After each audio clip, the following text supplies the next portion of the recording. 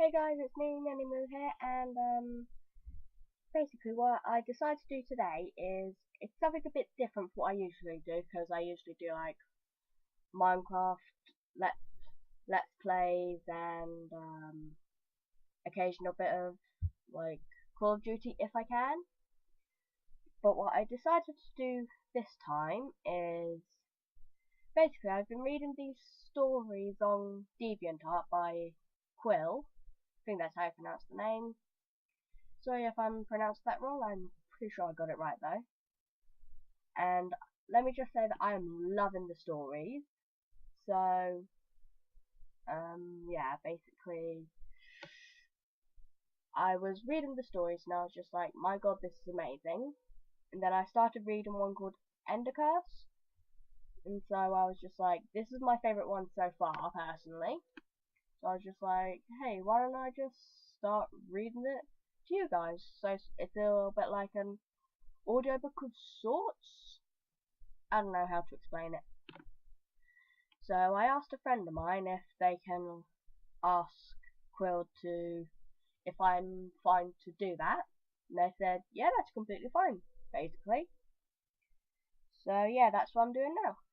So let us just jump straight into this, shall we? Oh, also, before I forget, sorry I didn't do anything for Halloween. I was planning on doing stuff like a live stream, but I just could not figure out how to do it. So I guess this might make up for it. Also, if you guys enjoy this whole series, then maybe we can make it like a weekly thing, maybe. So yeah. Sorry if I mess up a little bit as well. Okay, so Endercast Part 1. Zephos gasped and snapped his eyes open upright, looking around, dazed and confused. What in the... Quickly he got to his feet and looked around. He was in the middle of a wide open grassy plains area with nothing around for what seemed like miles. He turned full circle and spotted a forest to the north. It only looked to be half a mile away. He turned again, and far to the south he could see a range of enormous mountains. He could also see a large lake with several rivers to the west, close to the forest. Where am I? Muttered Zephos. It wasn't any world he had ever seen before, and he didn't remember coming to this world either. So how did he get here? And then he realized something that terrified him more than spawning in the strange new world, and no memory of how he had got there. He was alone. Immediately, he became nervous and checked over his shoulder, expecting a skeleton or creeper to come sneaking up on him while there was no one to watch his back. It was like when he landed on the planet all over again. He was alone, scared, and he couldn't remember how he got here. Where the bloody hell is Honeydew? He muttered to himself nervously, his glowing blue eyes darting around. No sooner did he say the name than something landed on him. There, knocking him to the ground. Zephos! Exclaimed Honeydew. The spaceman responded with a groan.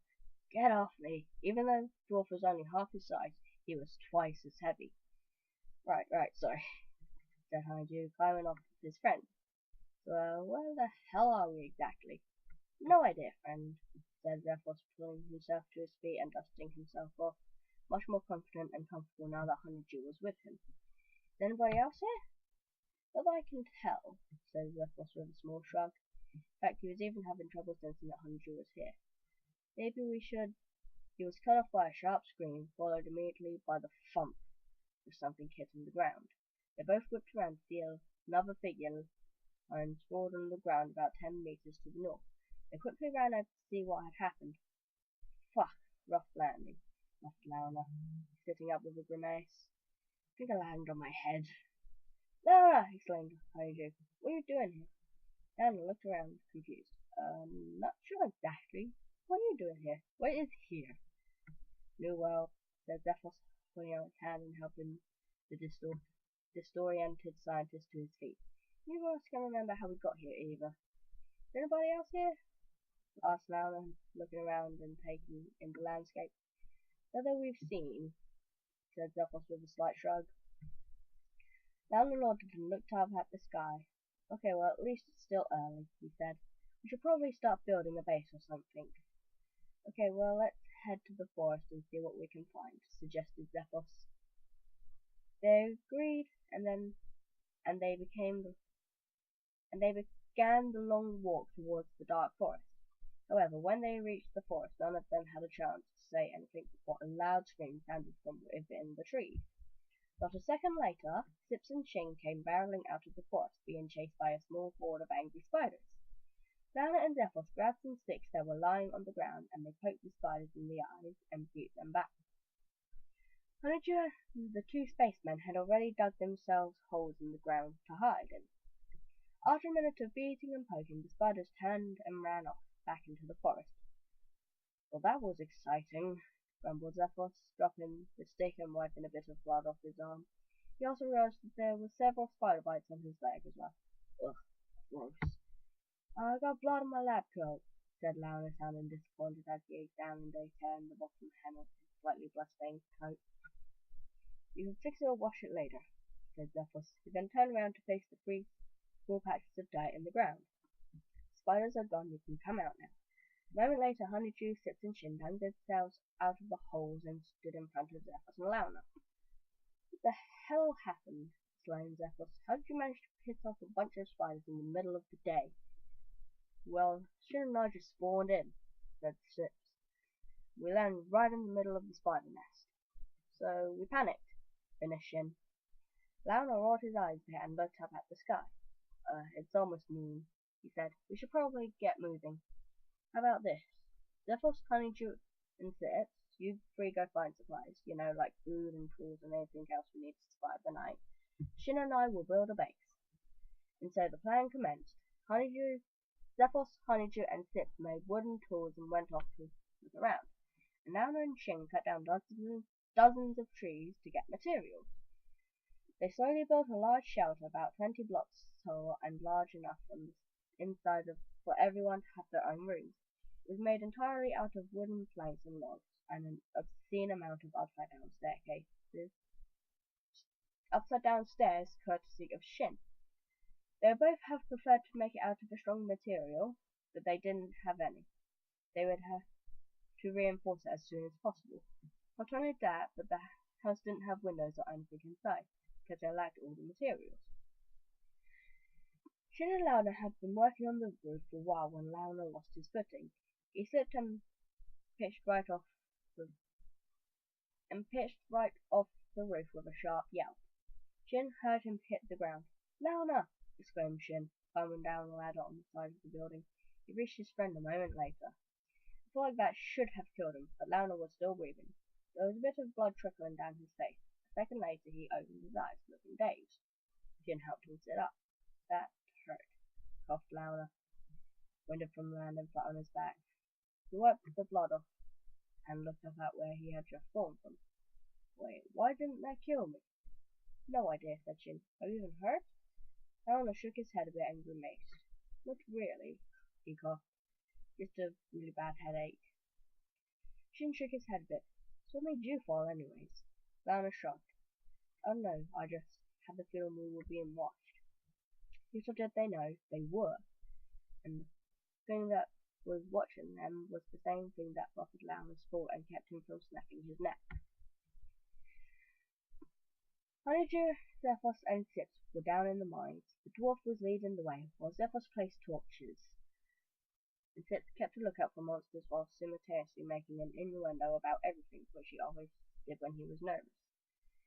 We already had a large amount behind, but no gems yet. Do you think there's a cave system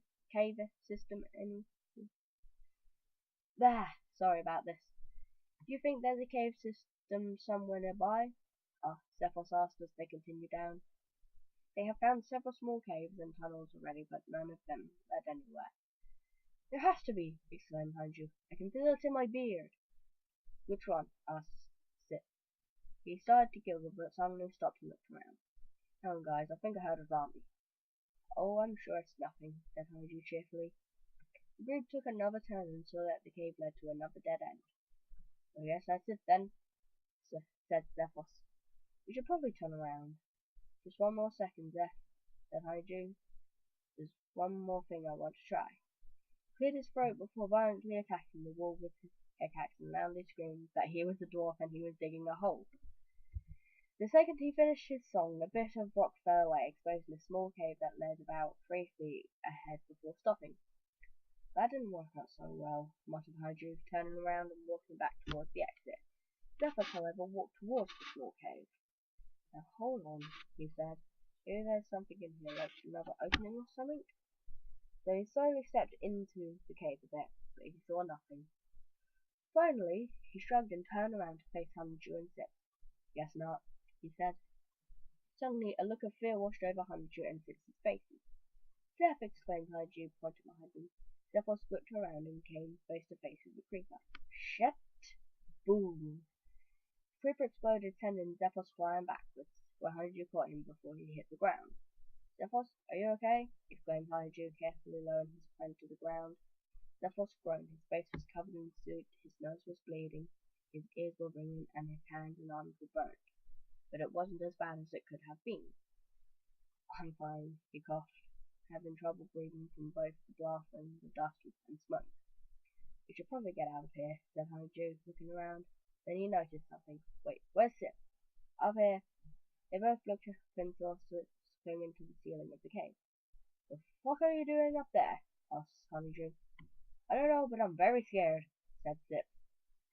Hydru rolled his eyes and climbed on top of a few large rocks. He then poked Sip with a stick until he lost his grip on whatever he was holding and fell, landing right on his bottom. After Sip stood up, he and Hydru helped Zephos to his feet. But then Hydru saw something. The creeper explosion had blown a hole in the wall, and beyond it, they could see lava and some gems. Hold on, said Hydru, walking towards the hole in the wall. It led to an enormous underground cavern, which was littered with valuables and ores. After picking his drawer up off the floor, he quickly used a bit of stone and dirt to cover the lava on the ground and ran back to Zephos and Sip. I think we found the cave we were looking for, he said happily. He then turned and ran back into the chasm. Back on the surface, Launa and Shin had finished the outside of the house. Shin was busy working on the inside of the house, so Launa headed into the forest to look for some animals. He only managed to find a couple pigs and cows and a string of chickens. It would be enough to get them through the night without complaining. As he searched for another chicken or two, he heard a very distinct noise. An Enderman was nearby. He froze, staring at the ground in case it was in front of him. Slowly, he reached up and lowered his goggles over his eyes. That way he would be able to look at the Enderman without aggravating it. Slowly he looked around for the creature. Then he found it. It was in the center of a clearing, hunched over, eating something. It was much larger than any Enderman he had ever seen before. Suddenly, the beast whipped around. It was too dark under the thick tree canopy for Lamb to see it clearly, but he could see the bow and purple eyes. The thing had been eating a pig. Slowly, the beast stood to its full height. It was at least 3 times as tall as Launa and twice as tall as a normal Enderman. The beast simply stared at him for a while. This was the most unnerving part. It was almost like it was observing him in the same way he was observing it. It was intelligent. Launa suddenly regretted allowing it to see his face. He had a bad feeling that it would remember him. This went on for another minute before the Enderman turned, picked up the half-eaten pig, and teleported away.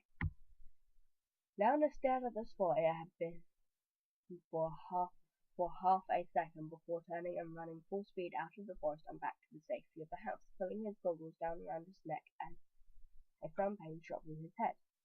He returned at the same time as Zephos, Hydru, and Sip. Whoa, what were you being chased by? Exclaimed Sip when Launa ran out of the forest and was slamming into them. Launa shook his head and doubled over, hands on his knees, gasping for breath. I'm fine, he coughed out. Just got the shit scared out of me. By what? Asked Zephos, crouching over Launa's shoulder to see if he could see why it scared the scientist. Giant Enderman, said Launa, slowly regaining his ability to breathe as he calmed down. A giant Enderman? Asked Hydru skeptically. Are you sure you did just hit your head or something? Actually did fall off the roof a while ago, said Shin, who had been watching the conversation from the doorway. Landed right on his head.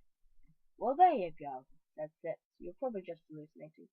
What? No, I wasn't hallucinating. It's exclaimed Launa, shaking his head. I know what I saw. Are you sure? Asked Shin. I mean, you did hit your head really hard, and you were bleeding earlier. Launa finally stood upright and looked at Zephyr and Hydru. You guys believe me, right? Hydru and Zephyr exchanged a glance, but said nothing. Launa felt his heart sink. You don't believe me? An awkward silence filled the small clearing by the forest. All they could hear was the far sound of the wind and the distant sound of cricket. Launa's eyes widened when he realized he could hear cricket. He looked up at the sky and realized with a shock of terror that night was falling. Any minute now the mobs would come, and Launa knew the bigger end man would be his son.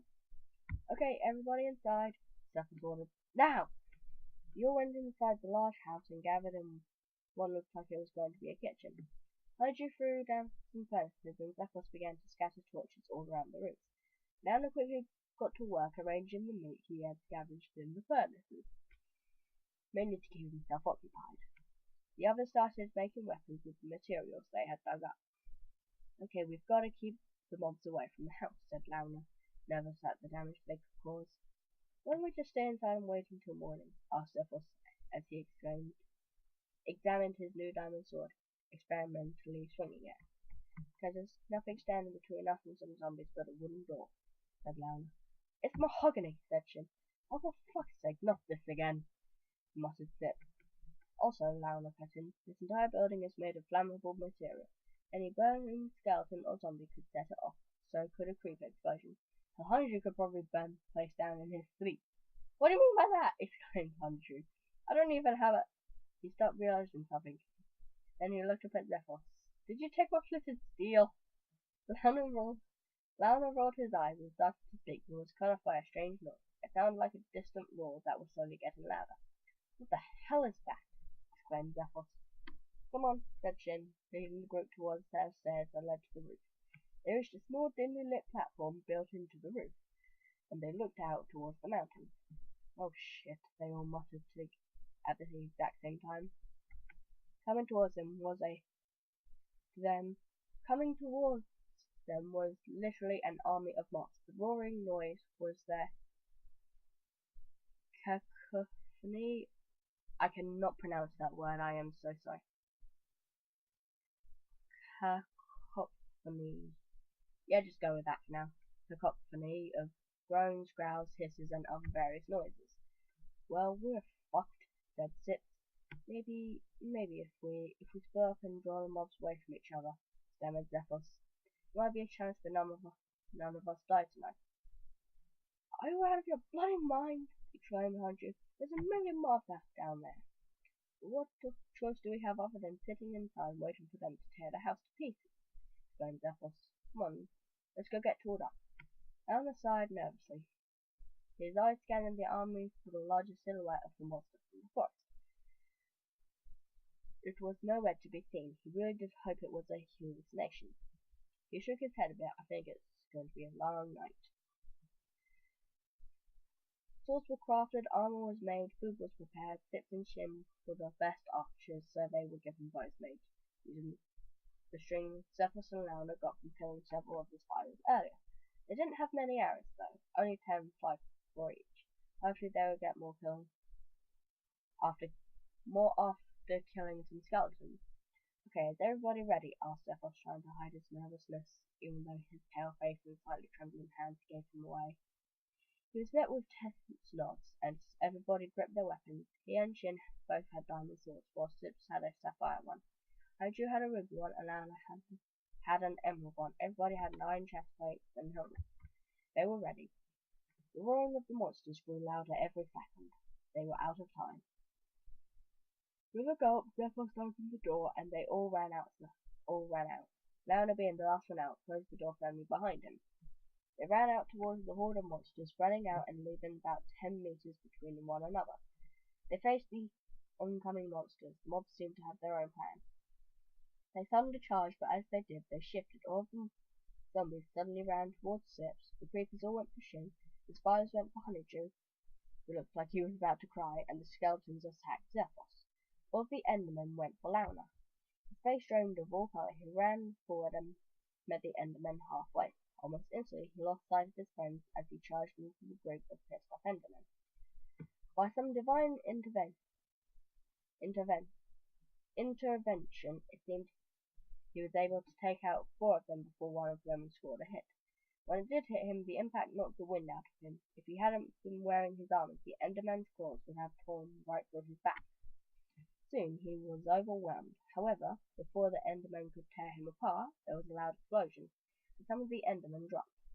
Lionel looked up to see Shin being chased by creepers. However, he was clever enough to run right through the other hordes of monsters and prevent the creepers from exploding. The explosions were killing most of the mobs. 2 more explosions took out several more Endermen, leaving few enough for Lionel to handle. He took them out quickly and turned to go help Zephos, who was having some serious trouble with the skeletons. The poor spaceman was barely able to stand, covered in arrow wounds. Six was already over there helping, and Shin was directing the creepers towards the skeletons. Hydra looked to be covered in web, but almost finished with the spiders. Lionel put his goggles up his eyes and started to run over when he heard the sound of an Enderman teleport behind him. He whipped around and was so shocked that he almost dropped his sword. The giant Enderman was back. Lionel gulped and adjusted his goggles on his head, not bothering to pull them back down over his eyes. His helmet had been destroyed, and his chest plate was almost completely broken as well. Then, in the light of the full moon, Lionel was finally able to get a good look at the beast. It was covered in marks and scars, because it was freakishly tall. It was also freakishly thin, and he could see almost every bone in its body. Its skin looked mutated and disfigured. It was an abomination. The giant snarled and lunged at Lionel, viciously swinging his massive claws at him. He lunged forward and stabbed at the beast's leg, avoiding the blow. The monster let out a sharp cry before kicking Lionel back. The kick alone took a chunk of his armor off. Lionel scrambled to his feet just in time to take a blow to the chest. The claws shattered his chest plate, leaving him vulnerable and exposed. He stumbled away, gasping for breath. Suddenly, it teleported away. He spun around in the surface, but he couldn't see where it went. Looking at the sky, he saw that the full moon was slowly sinking towards the horizon. Dawn was approaching. All but a few skeletons were dead. Slowly, Lionel lowered his sword. Then he heard it teleport behind him. He whipped around, but he was too late. The beast took one last swipe at him. This one hit home. The claws dug into the right side of his chest and stomach, sinking deep into his flesh. Lionel let out a bone-chilling scream and dropped to the ground, dropping his sword and clutching the wound. Blood spilled out past his hands, staining his lab coat and falling on the ground beneath him. "Lionel!" screamed Hydra. The others watched in horror as the mutant Enderman stood tall over the fallen scientist. He looked at all of them with hauntingly intelligent eyes before teleporting away. Nobody moved for a second, but a whimper from Lionel seemed to snap everybody out of the trance. Hydra stayed with Zephos, who was losing blood from arrows sticking out of his back and chest, and Sips and Shin ran over to Lionel. The poor scientist was curled on the ground, both arms wrapped around the injury. His eyes were wide open but unfocused. He was deathly pale, and he was trembling and gasping for breath. Shin knelt down in front of him and gently put his hand on his shoulder. "Lionel, blink twice if you can hear me," he said. Lionel didn't move. "That's not good," said Sips hurriedly. "What do we do?" "Let's try and get him inside," said Shin. "Okay, but how do we move him?" asked Sips, gesturing to the gaping wound on his side. Shin looked around and saw that Hydra and Zephos were already halfway across the field. He knew that soon Hydra would be back to help though. Then he got an idea. He quickly drew a crafting grid on the dirt and used sticks and some string he had picked up from the spiders to create a stretcher. "Okay, this should work," said Shin, laying the stretcher down next to Lionel, who was now completely unconscious and losing blood fast. Sips and Shin moved Lionel onto the stretcher and picked it up. Lionel only grimaced a bit. They made it back to the house at the same time as Honeydew, who was practically dragging Zephos. Just as they reached the door, the sun came out. That is end of part 1 of Endercast. So, yeah. Honestly, I've read the story before, and my god, do I love the story. And so, basically, I decided that, oh god, sorry, I can't really speak right now, that's why you can tell that I was going there a couple times in the story. Yeah, anyway, I love the story, and I decided one day, well, a couple days ago, I might just reread it because it was that good. Then I was just like, actually, I might just post it up to YouTube if it's okay with Qille. Yeah. So I'm just going to do like part 1 for now, but then next time I might do like part 2 and 3 maybe. Just today I can't really speak. Honestly, that's not really surprising me though. So yeah, if you enjoyed this video, be sure to leave a like. And if you've got any suggestions for any further stories or games for me to play, or any ideas for anything to do on my channel, be sure to leave it in the description below. Not description, I mean, sorry about this, there. Leave it in the comments below. And if you want more, subscribe to my channel. And I'll see you in the next video. Bye!